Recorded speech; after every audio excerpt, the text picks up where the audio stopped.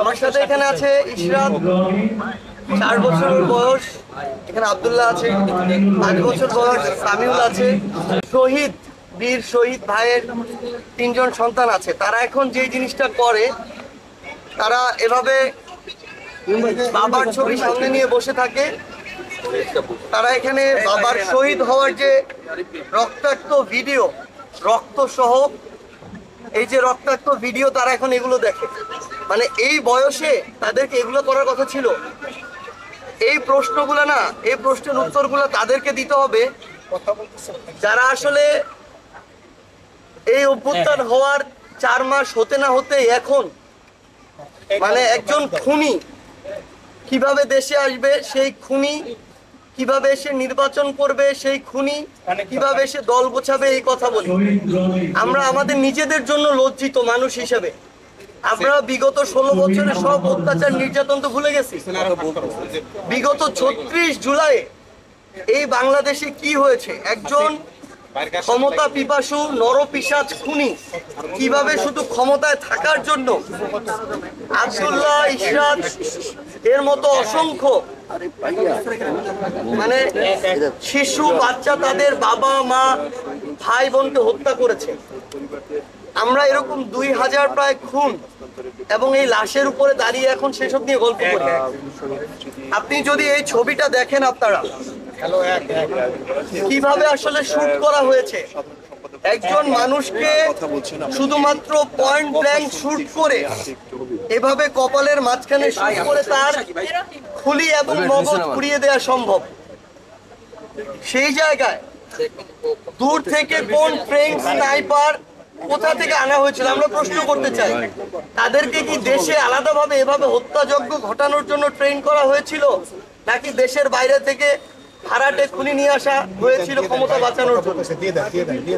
আমাদের এই প্রশ্নগুলো আমাদের ইশরাতের পক্ষ থেকে, আমাদের আব্দুল্লাহর পক্ষ থেকে, সামিউলের পক্ষ থেকে, বীর শহীদদের সন্তানদের পক্ষ থেকে। আমরা যখন এখনো বিভাগগুলোতে যাই, বিভিন্ন বিভাগে, আমরা এর আগে ঢাকায় গিয়েছি, সিলেটে গিয়েছি, রংপুরে গিয়ে, বরিশালে এসেছি, আমরা আসলে সকল শহীদ পরিবারের সাথে কথা বলতে পারি না। এটার জন্য মানে আমাদের নিজেদেরই খারাপ লাগে, কারণ আমাদের সবারই আলাদা আলাদা গল্প আছে, কষ্ট আছে, ব্যথা আছে। যার চলে গেছে সেই বুঝে যে তার কতটুকু খালি করে দিয়ে গিয়েছে। আমরা অনেক কিছু করতে পারি, অনেক অর্থ সহযোগিতা দিতে পারি, চাকরির ব্যবস্থা করতে পারি, কর্মসংস্থানের ব্যবস্থা করতে পারি, সম্মানী ভাতা দিতে পারি। ওই মানুষটাকে ফিরে দেওয়া সম্ভব? কোনোদিনও সম্ভব না।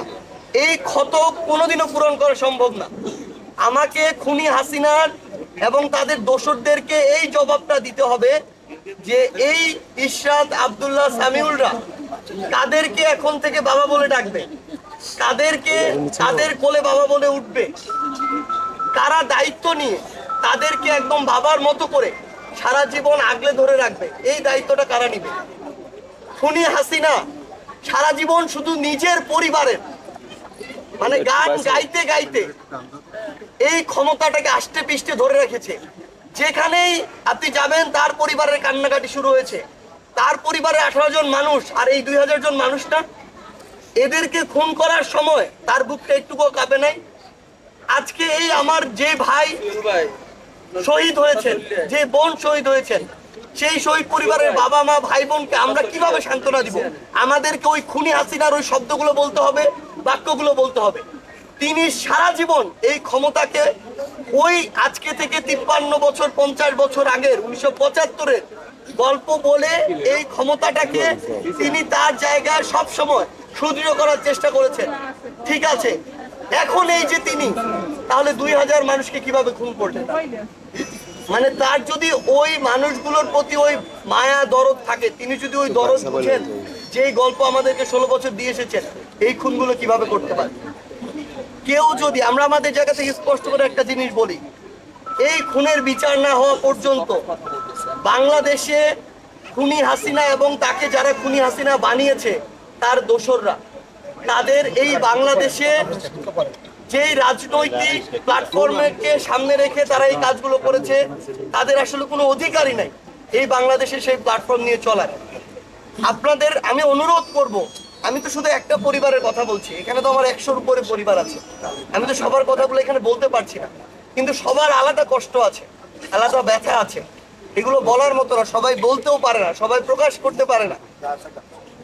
আমার অনেক বোন আছে যাদের বিয়ে হওয়ার মাত্র কয়েকদিন হয়েছে, তাদের সারা জীবন কিভাবে কাটবে? যে নবজাতক পৃথিবীতে আসার আগে মানে জানতোই না যে সে তার বাবার মুখ পৃথিবীতে কোনোদিন দেখবে না, যে নবজাতক জানতোই না যে পৃথিবীতে আসার পরে তার বাবা তাকে আর কোলে নিতে পারবে না, সে কাউকে বাবা বলে ডাকতে পারবে না, ওর কি দোষ ছিল? এই জবাব খুনি হাসিনাকে দিতে হবে। মানে আমরা তো আমাদের জায়গা থেকে অল্প সময় সব ভুলে যাই।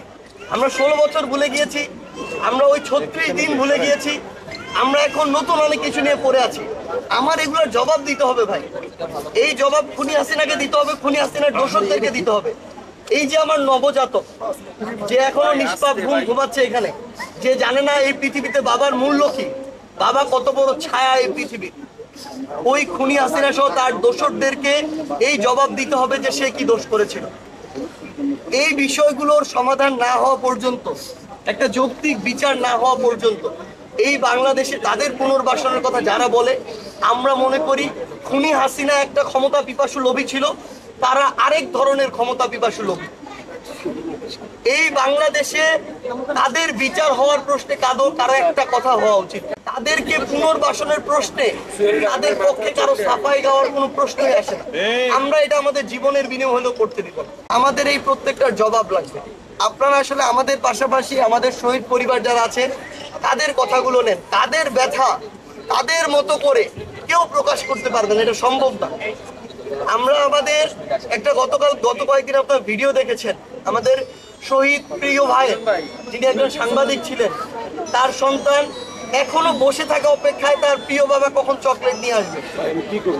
এই চকলেট তার প্রিয় বাবা কিভাবে এই পৃথিবীতে আর নিয়ে যাবে আমাকে বলে। ভাই আমাদের মনে হয়েছে আমরা আমাদের শহীদ পরিবারের পাশে বাংলাদেশ এই যে প্রোগ্রামটি জুলাই শহীদ স্মৃতি ফাউন্ডেশনের পক্ষ থেকে আর্থিক সহযোগিতার একটি প্রোগ্রাম, এটি প্রাথমিকভাবে আমরা আপাতত 5 লক্ষ টাকার চেক দিচ্ছি। এটা মাত্র শুরু, এটা যেন কেউ না মনে করে এটা দিয়ে শেষ, একদম শুরু। এটা তাদের যতদিন যা কিছু প্রয়োজন হবে সকল যৌক্তিক চাহিদা পূরণের জন্য আমরা সর্বোচ্চ চেষ্টা করব।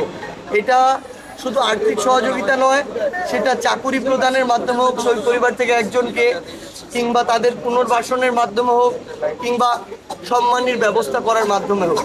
আমরা এর আগে আরও 3টি বিভাগে দিয়েছি, আমরা 4র্থ বিভাগ হিসেবে বরিশালে এসেছি। আমরা প্রত্যেকটি বিভাগে আমরা নিজেরা যাব।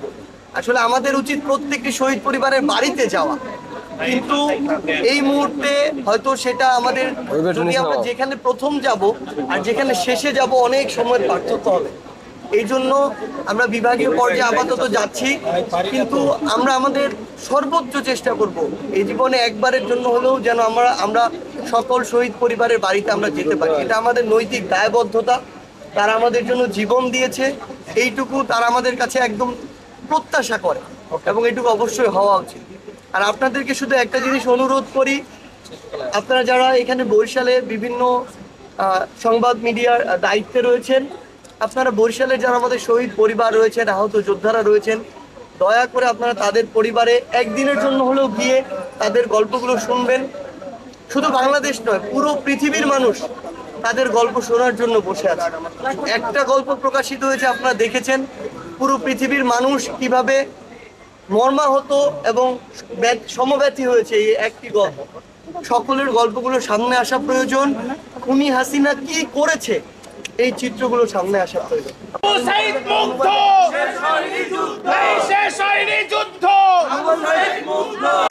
আমার কাছে আমার এক বীর শহীদ ভাইয়ের কন্যা রয়েছেন, নবজাতক, যার নাম হচ্ছে রোজা। রোজা যখন মায়ের গর্ভে 6 মাস, তখন আমাদের শহীদ ভাই বীর শহীদ আলামিন ভাই, তাকে খুনি হাসিনার নির্দেশে খুন করা হয়েছে। আমার এই বীর শহীদ আলামিন রনি ভাইয়ের সন্তান রোজা, যে আসলে এই পৃথিবীতে আসার আগে জানতোই না যে তার বাবাকে আসলে খুনি হাসিনার নির্দেশে খুন করা হয়েছে। এবং আমার এই নিষ্পাপ বোন রোজা, সে এটা কোনোদিন হয়তো ওই গর্ব থেকে কল্পনাও করেনি যে এই পৃথিবীতে আসার পরে যেই মানুষটির কোলে তিনি আশ্রয় নিতেন, যেই মানুষটি বাবা বাবা বলে তাকে কোলে নেওয়ার কথা ছিল, সেই মানুষটি আর নেই। সেই মানুষটিকে খুনি হাসিনার নির্দেশে খুন করা হয়েছে। ভাই আমাকে না এই যে খুনি হাসিনার পক্ষে বিপক্ষে, খুনি হাসিনার ফ্যাসিস্ট রেজিমের পক্ষে বিপক্ষে যারা কথা বলছেন, তাদের একটা উত্তর দিতে হবে যে আমার এই বোন রোজা মানে তার কি দোষ ছিল? কেন তিনি তার বাবাকে বাবা বলে ডাকতে পারবেন না? কেন তিনি এই পৃথিবীতে এসে বাবার কোলে তার যে নিরাপদ আশ্রয়স্থল সেখানে উঠতে পারবেন না? এগুলোর উত্তর ছাড়া, এগুলোর মীমাংসা ছাড়া আসলে এই বাংলাদেশে আর যাই হোক ওই খুনিদেরকে আমরা প্রতিষ্ঠিত হতে আর দিব না। মানে আমার 2000 ভাই বোনের জীবন শুধু কেড়ে নেয়নি, 2000 পরিবার নষ্ট করে দিয়েছে, তাদের আজীবনের সকল স্বপ্নগুলোকে ধূলিসাৎ করে দেওয়া হয়েছে। এগুলোর বিচার ছাড়া কেউ যদি একজন আমাদেরকে বলে যে তাদেরকে আমরা রাজনীতিতে দেখতে চাই, তাদেরকে আমরা নির্বাচনে দেখতে চাই, যেই খুনিরা শুধু ক্ষমতায় টিকে থাকার জন্য এত মানুষকে খুন করতে পারে, যাদের এখনো শরীরে, যাদের হাতে এত মানুষের রক্ত, এত খুনের রক্ত, তাদেরকে নিয়ে আমরা এই কথা কিভাবে বলি? মানে আমরা সহজে অনেক কিছু ভুলে যেতে পারি, কিন্তু এই খুন, এত রক্ত আমরা কিভাবে ভুলে যাই? আমি না আপনাদেরকে শুধু আমার এই শহীদ ভাইয়ের সন্তান রোজাকে, এই নিষ্পাপ চেহারাটাকে দেখিয়ে একটা জিনিস আপনাদেরকে বলতে চাই। পুরো বাংলাদেশের মানুষ, পুরো পৃথিবীর মানুষ এই চেহারাটা যেন মনে রাখে। পুরো পৃথিবীর মানুষ যখনই 16 বছরে সবকিছু ভুলে যাবে, এই চেহারাটার যেন একটা কপি তার দেয়ালে লাগিয়ে রাখে। মানে আমরা সহজে ভুলে যেতে পারি, অনেক কিছু ভুলে যাই, কিন্তু এটা ভুলে যাওয়া উচিত না। এতটা অকৃতজ্ঞ আমাদের হওয়া উচিত না। শুধু এইটুকুই বলতে পারি, আর আসলে কিছু বলার নেই। বাকিটুকু আমাদের বিবেক বোধের উপর আমরা ছেড়ে দিচ্ছি।